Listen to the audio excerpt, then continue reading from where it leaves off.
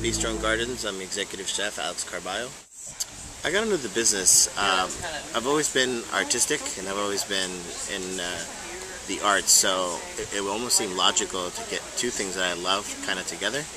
I love to cook, and I loved arts, and I figure if I'm going to make it on something, it's probably going to be a chef. And I had a lot of friends throughout my years go, hey, you know, you're pretty good at this. You should maybe look at going to culinary school. I was like, culinary school?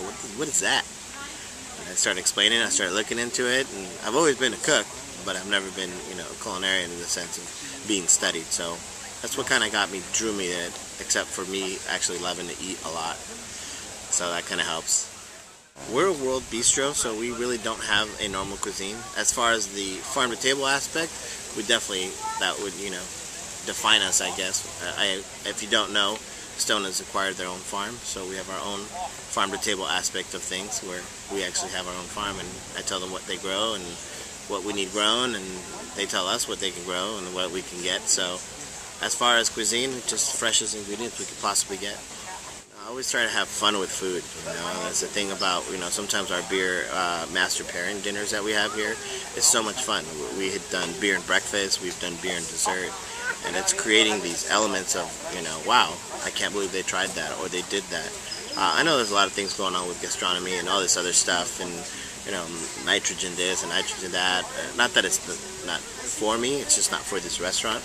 So we try to keep it pretty simple, try to keep the meals, you know, your palate kind of exploring, oh wow, that went really well with this. And so we try to keep it pretty basic. Best advice I give to an aspiring chef: put your head down, work, yes chef, what can I do? And always anticipate that, you know, things aren't always going to seem what they are.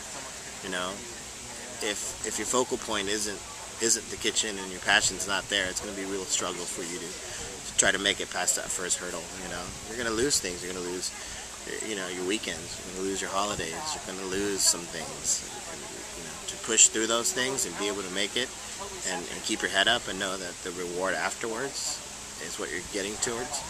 But it's not for everyone. So, you know, making that career choice first. And to young culinarians, I usually tell them to get involved in the food process first, even if they're dishwashing.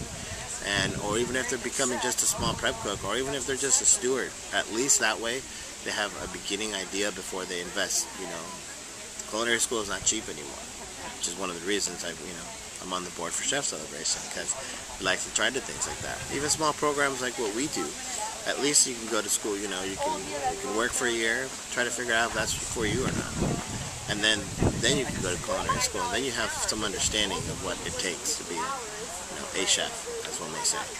If I could be one fresh piece of produce, right now I really enjoy Chandler strawberries. That'd probably be my favorite fruit. And how would I prepare myself? Very simply, nothing. It tastes great as it is. Especially when you pick it right out of the farm in the middle of the day and it's kind of warm. I mean, the flavor almost bursts in your mouth when you taste something like that. So you don't need much to it.